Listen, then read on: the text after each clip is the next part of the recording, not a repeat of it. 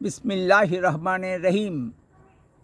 প্রিয় দেশবাসী, আসসালামু আলাইকুম। আমি সামিউল প্রধান প্রজাতন্ত্রের একজন জ্যেষ্ঠ নাগরিক হিসেবে বলছি। যুক্তরাষ্ট্রে হাউস অফ রিপ্রেজেন্টেটিভ বা প্রতিনিধি সভার নির্বাচন the first past the post সিস্টেমে অনুষ্ঠিত হলেও সিটি কাউন্সিল ও স্কুল কমিটির নির্বাচন পিআর পদ্ধতিতে অনুষ্ঠিত হয়।